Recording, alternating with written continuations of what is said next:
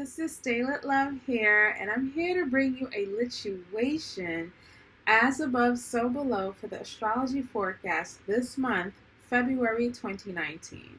So February, we start off with a new moon on the 4th in the sign of Aquarius.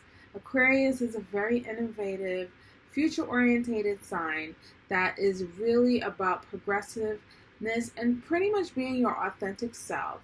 It's an air sign. It has to do with the mentality of things, the higher mind, and kind of a genius energy.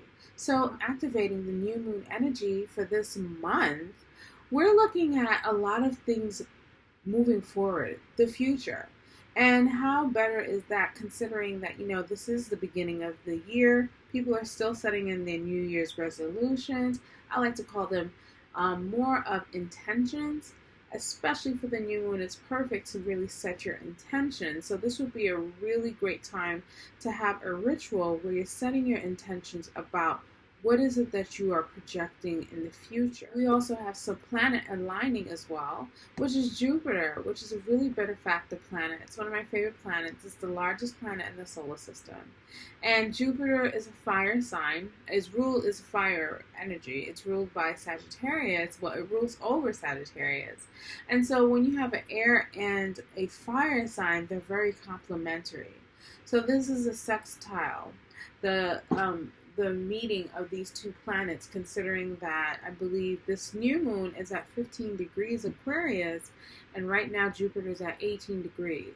So we have a 3-degree orb. So this connection is really harmonious, and it's pretty much giving all of us the opportunity to have faith in the future. Like we're feeling like this optimistic, faithful, having faith in your future. Past January, it's been a lot of Capricornian energy, and we still have a little bit of Capricorn energy here this month lingering. But with this new moon, it's just bringing like this lightness to the energy, to our emotions, to our instinctual awareness, which is how we feel. So with that said, we're looking to, it's really good to project your emotions where it's optimism, where you're feeling faithful, where you're feeling joyful, jovial about your future. So be sure to do your rituals this month. I would say a great technique is to do some visualization about your future that you're projecting. Meditation is always good. Writing down, like write a note to your future self. That would be really good. And make sure you include your emotions and how do you feel. And go big. Go all the way big, because we have Jupiter really giving you all the goodies for what you want to set forth and intend for the future. So what we have next is that February 4th, we also have Venus entering Capricorn. So Venus entering Capricorn is really an interesting energy. And so with this energy, we have it's like a really classic defining of what we value. We're valuing more traditional things. We're valuing commitments. Venus rules our relationship. Venus also rules women. Venus also rules money as well. So right now, with Venus going to Capricorn, and this pretty much lasts for about a month, I would say for this throughout the whole month, you want to really value things that will last. Valuing things that will last will bring you everything that you find to be a committed effort. This is giving you lasting value when you think of Venus in Capricorn. I would say Venus also rules fashion, so really classic looks is really important. Like the classic look that will transcend any trends is really good in beauty, like hence the red lip. The red lip is always in fashion, is always something that's trendy from the 20s, the 30s, the 40s, 50s, and so forth. Another thing, I would say being a little conservative with your money will be really good. Consider going maybe thrifting, where you're getting old items, or antique shopping if you want to buy yourself something, because Venusian energy is all about, feeling good and buying great things, and possessing and having the best of the best. So when you're shopping and you're going out, say you're buying stuff for your home, it'd probably be a good idea you to go to like a antique shop. You'll probably find something really quite valuable. Again, saving money is really a good thing. You probably will be rewarded very well. Going to the banks and figuring out how you can save money. We in the United States, we're all getting our taxes, or we're preparing to do our taxes. So if you get your check, and you should before this transit ends, it probably would be a greater idea to conserve things. And in regards to relationships, relationship energy is really something that you would want to be like. You'll probably find a lot of people committing to things that they value, relationships that they value. Taking it to the next level. Capricorn is very ambitious energy, and Venusian energy is all about love. So you probably want to take love to the next level. Anything that's dear to your heart that you value, you want to take to the next level. And in order to take it to the next level, you would have to pretty much conserve it, commit to it, and also go for it for the long run. So that's Venus and Capricorn. Next, on the 10th, we have Mercury entering Pisces. That's a beautiful energy.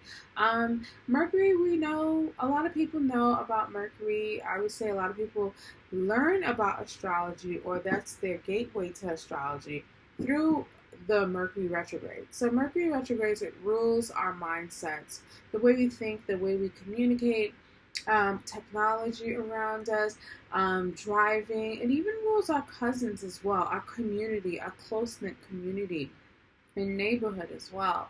So Mercury now going into Pisces. Pisces is a very feminine energy.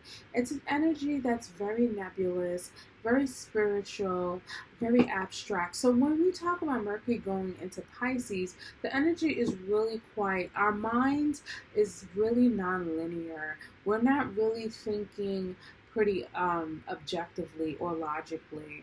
Our minds, we tend to have more creative thoughts.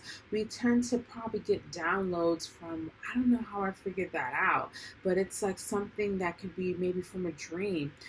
Pisces also rules the dream world as well. So you might also find that, when you wake up in the morning, you just have this wild creative idea about doing things. So I would suggest throughout this transit, it'd be a good idea to kind of have like a pen and pad, a notebook right next to your bed on your nightstand. So when you wake up, you probably would have some pretty profound dreams that will give you some great ideas as well. Another thing, like artistry must be really big. If you're an artist, this is a great time to create. You might come up with great ideas. If you're like a songwriter or a painter, because Mercury also rules our hands, you might be drawing up and writing up some really beautiful bodies of work, of artistic work, because Pisces does rule the creator, the artiste of the zodiac. So our mind is going into that place. So we're coming up with very creative ways of communicating our ideas and so forth. And our mindset is more or less, less logical, but more dreamy, more romantic. Another thing, also, romance might be a big thing. You might be professing your love, and this is perfect because this is near Valentine's Day. So Mercury in Pisces might have a lot of people really speaking from their heart, because like I said, Pisces is a very feminine energy. It is the higher altitude of Venus energy, so it's unconditional love. So people might be professing their unconditional love to each other for the Valentine's holiday, or just throughout the whole month. And I find it so beautiful. It's a very creative energy. And also I would use this energy to meditate as well, because Pisces also rules our spiritual nature, and meditation also has to do with the mind. And so because the mind won't be so busy with so many things, it would be kind of on a flowy energy, meditating and pretty much releasing all that logical, all that, frantic energy, and stuff that it was when it was in Aquarius. When Mercury is in Aquarius, you probably had so many ideas, just like so many genius things, and probably felt restless. Now the mind gets to relax, and so you take this time to pretty much have a meditative session, really release all your thoughts, drop your energy down to your heart, and listen. And you'll be surprised at what you'll hear. So the next day, the next transit we have is when Mars enters Taurus on the 18th of February. So Mars entering Taurus, this is kind of giving us another slowdown, a calm, because when Mars was in Aries, it was at home, and it was just like that push energy, and we probably really needed that. So, at the start of the year, with the intent of getting everything done, starting the year off right, having the courage and the energy. Now, when Mars is going into Taurus, it's like, okay, I did a lot. What's the worth? Like, is this worth my time? Is this worth, not even my time, but is this worth my energy? Mars in Taurus is really asking, is this worth my energy? Now, Taurus is ruled by Venus, so it really likes to calm itself and just eat and just enjoy the finer things in life. And so Mars, it's a very forceful, passionate kind of planet. And in Taurus, it's just the warrior in us really wants to know, is this worth all this energy? So right now we are assessing what is worth our energetic, our force, our drive to go after the things that we desire and what we find passionate, and what is it that we want to go after, and so forth. So this is the energy now. We're getting a little slowed down, and we're grounding ourselves with what is it that we're going after, and not just going, doing things and thinking later, as impulsive as Mars and Aries can be. So Mars and Taurus is really, grounding our energetic vibrations when it comes to what is it that we want to go after, our energy, our passions. It's really more sensual. We're more feeling our bodies. This will be a good time for a good massage, I would say, but it will also be a good time to kind of assess your finances, because Taurus does rule money. Like I told you, it's ruled by Venus. So maybe you want to take the time, again, another theme about finances. When in the States, we get our taxes, you probably want to assess and probably, put your energy towards that, and just check out what is it that you want to allocate money for certain things. What is worth your time? Taurus energy is about, self-worth. So, you have to preserve your energy, and that's all about self-care when it comes to, the energy that you put out there. So you need to really take accountability and be reliable, and easy does it. This is slow and steady energy. This is the slow and steady wins the race. So take your time towards what is it that you're going after, what is it that you're passionate about, and so forth, and always ask yourself, is this worth my energy? So next we also have on the 18th, Chiron entering Aries. Now, most astrologers don't really talk about Chiron. Chiron is a really interesting planetoid, asteroid. We're still trying to figure out what it is, but pretty much it's in between Saturn and Uranus. And so it has a really heavy energy, which is the wound, and the freeing aspect is when we heal, which is close to Uranus. Now, this transit takes about 8 years, and Chiron has been in Aries before, last year in 2018, but went retrograde back into Pisces, and now it's going back into Aries, where it's going to stay for the next 8 years. Chiron in Aries. Well, let's talk about Chiron in Pisces. Chiron in Pisces, if you have noticed, I've seen that Chiron in Pisces was really healing the feminine energy. Because Pisces, again, like I mentioned before, is a very feminine sign. It's really one that, we would see throughout this transit that self-care and self-love is something that was just a constant thing. And that's because from the last 4 years of the transit, that's when we were healing ourselves, the feminine energy. And that goes for men and women, because we all have feminine and masculine energies. And that has to deal with our emotions, our self-worth, what we value, right? So those things is like something that we had to really look into our emotional well-being, right? And see, how are you valuing yourself? How is it through self-care? Are you empowering yourself? I mean, there has been so many initiatives to help women, to push women to be more empowered, to feel good, because women in this society is usually, putting all the energy outwards to everyone, caring for their families, and and what we do in our work and stuff, and we have our children, and sometimes we're the last people that we take care of. And so then we have to kind of empower ourselves, and that's that feminine energy, regarding all people, all of us, because we are so outside driven, like, work driven, and don't really take care of the emotional well-being. So I would say from this whole transit, it really has healed the emotional wellness of the collective, of where we are. At least I would say we have really gained consciousness of the fact that, wait a minute, I have to take care of like the internal world as well. So now on the 18th, with Chiron going into Aries, there's more of a masculine kind of wound that we will be seeing. So with Chiron's transit, it's called the wounded healer.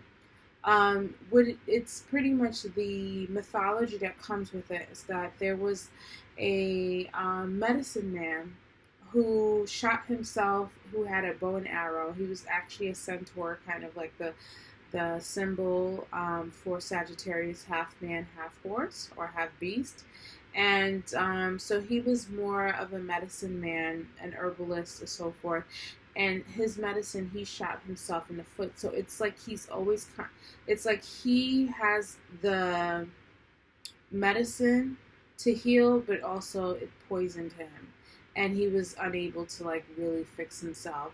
And so that's the energy of Chiron. It's like a part of our chart. If you would do a natal chart reading of your own personal chart, you would see where Chiron is, and that's where you kind of have your personal wound, and it's with your intention is how you can heal yourself. And sometimes that would have to be something where it has to be a community effort, or definitely one that can help you liberate yourself in a way. So now back to Chiron being in Aries.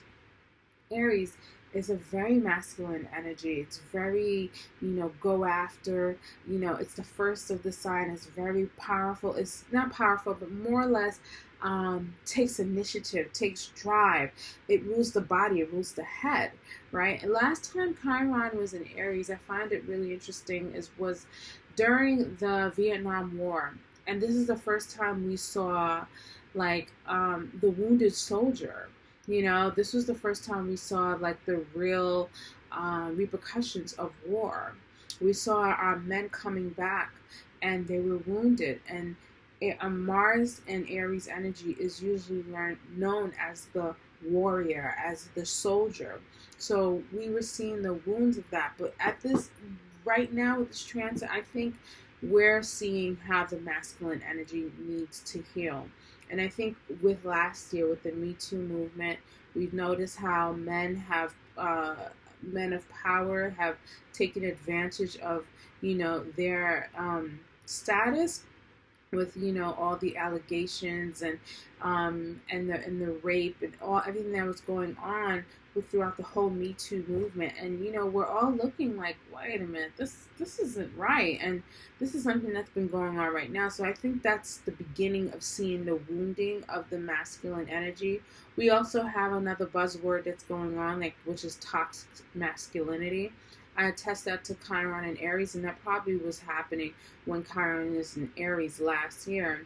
So there's going to be more themes that's going to really focus on the masculine energy of maybe driving, doing things too much, being so impulsive, just like that masculine energy. It's gonna be some wounding, and it's gonna be a gaping wound that's gonna occur for the next 4 years.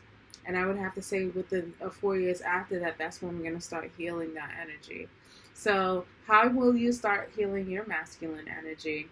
We'll look to your chart where Chiron is, and when I go through each sign, I will tell you where this wound will be occurring, and so you can get a head start and have a real awareness of how you can begin your healing process.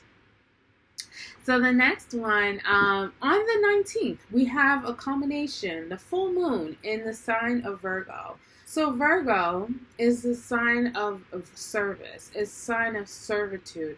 It's the sign of our health and well-being. It's the sign of our vocation, our day-to-day work, our lifestyle. These are the themes of Virgo.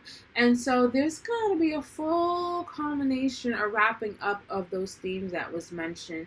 And it's going to come to awareness in a real heightened emotional way. So you can probably find yourself maybe, you're ending a job, or you're ending a bad habit, so you can and so you can bring in a healthier habit. So the full moon in Virgo, that's going to be quite interesting, and we're going to talk about that when the full moon, when we get closer to the 19th. Well, I'll do a whole video about that. The next day, we also have the sun enters the sign of Pisces. So now the sun meets up with the Mercury, and so we're all in this nebulous, calm, relaxed energy, kind of delusional too. And I would have to say, even when Mercury in Pisces, there could be a lot of delusions, and from a macro level, we can definitely understand with what's going on around the world. And I must also say, Mercury in Pisces really gives me that media situation. So there could be a lot of deception in the media as well, because Pisces energy can really dissolve the truth, and no one knows what's going on and stuff. And that's kind of been the theme with news on a macro level of what's going on. So we probably would see more of that and heightened illumination and awareness of this, or the creation of it, when the sun goes into Pisces as well. Now, Pisces is a very spiritual sign. It's a sweet sign, and I think it's one time for me. I love to travel around this time. Like I live in New York City, so it's the dead of winter, right before the spring happens.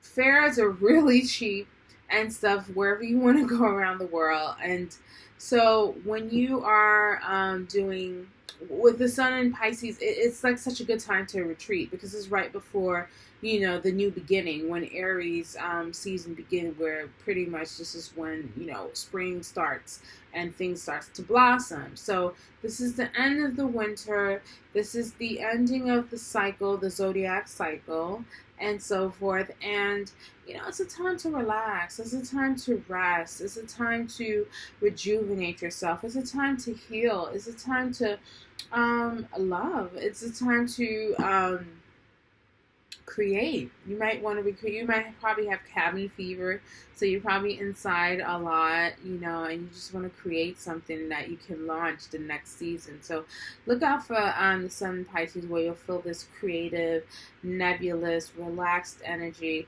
But beware for the delusions that may come around, or you might want to sleep too much, or probably drink too much, because Pisces energy can kind of create that vibe. I mean, just think of St. Patrick's Day. That's around when that's around Pisces season, and we all know St. Patty's Day. You get a lot of drinking. So yeah, look out for Pisces season. It's gonna be a good time. And so let's move forward, and let's start the forecast for each sign. Saving the best for last, my lovely Pisces, how are you?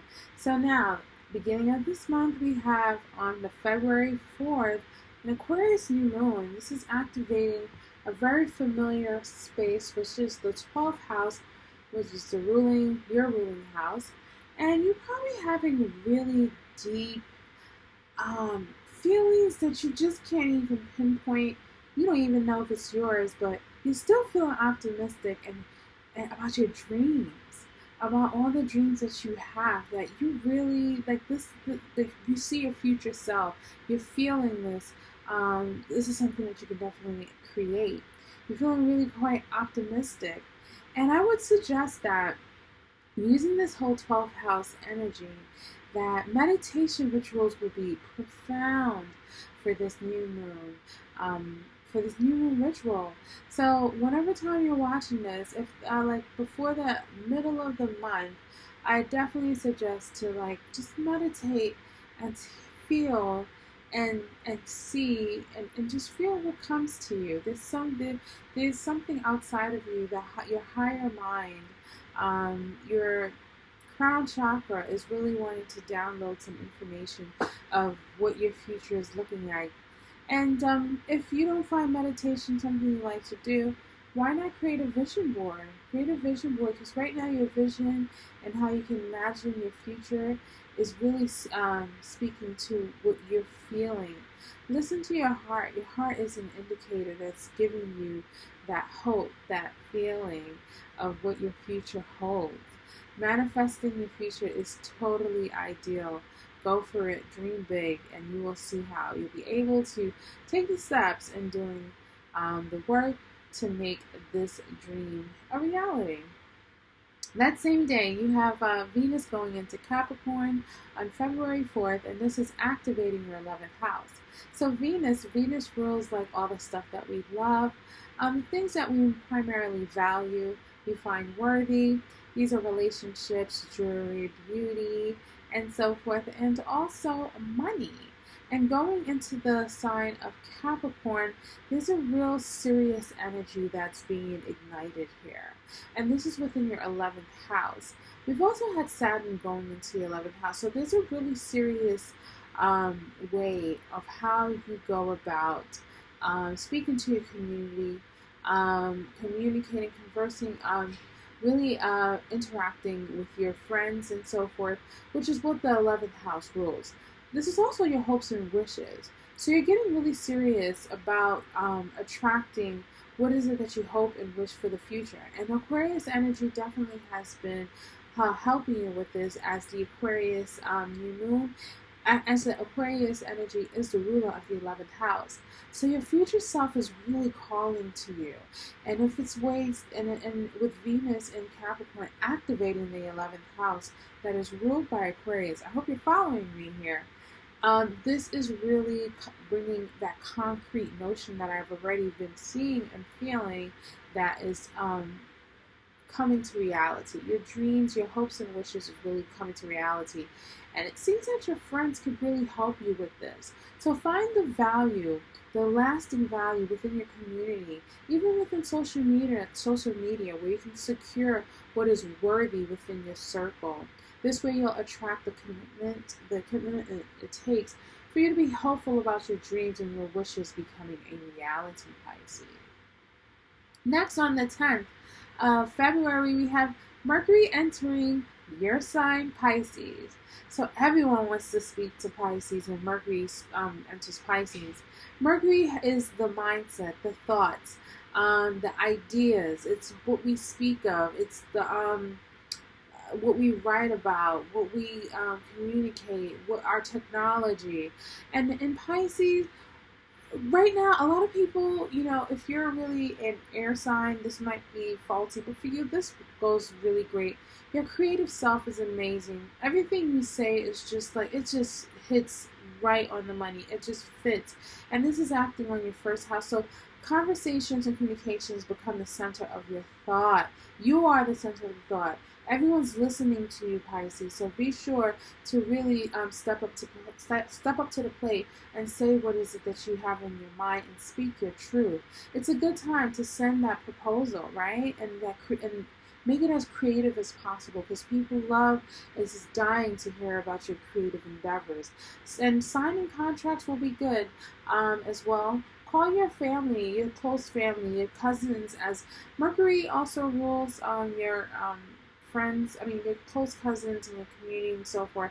But this really has to do with your identity. The first house is how you identify with yourself, right? And this really alludes to those who have a Pisces rising.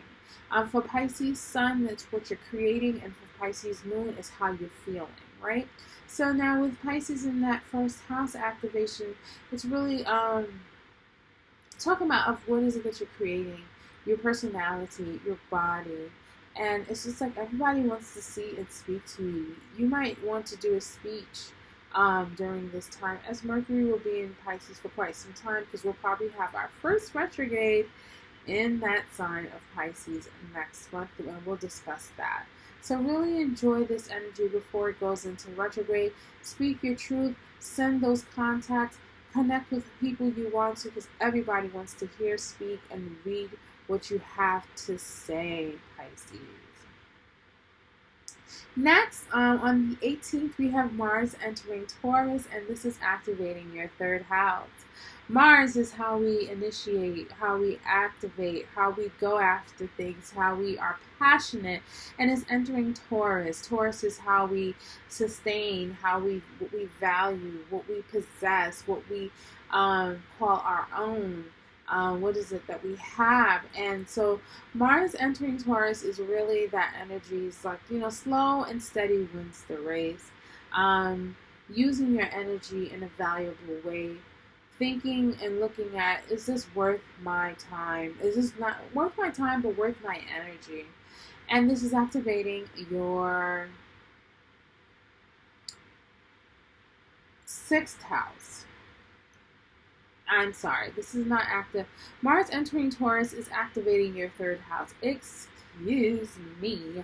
So yes, now this activating your third house, communication is really a huge theme here. So what you have to say, Pisces, is really, the stage is yours. Everyone wants to hear what you say. Just grab a mic and everybody have a seat and listen to what Pisces has to say, because it's something of value. So, but with Mars and Taurus activating the third house, you really have to recognize that the things that you have to say, take your time with it. Really feel it. You will want to say everything, but make sure if it's worthy of your time. Also, with Mars and Taurus, I feel like there's a valuable acts of conversing right now, and the law of attraction is also great for you to manifest what you find worthy, right? So creating a vision board is also great, and you need to also speak your worth. So with those contracts you might be sending out right earlier this month, and you get a call back to negotiate the pricing, be sure to really speak your worth. Don't undervalue yourself. Act accordingly. Move in a way that's accordingly, and one that is of great value. Passion is running really wild within your speech, so be sure to really showcase this, because it's really something that people are finding valuable. So speak your worth, Pisces. It's really going to be quite worth your energy. And this will be going on for about a month, so this will continue on next month as well. The same day now, we also have Chiron entering Pisces on the 18th of February, and this is activating your second house.